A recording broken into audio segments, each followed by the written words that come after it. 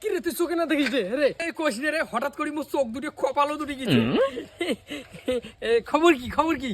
তোর আর কি চাইছি, মনটাও ভাল নাই, এই কাজ করিয়ে দোষী আসি ভাল। আরে তোর খবর নয় রে, তোর গার্লফ্রেন্ডের খবর কি?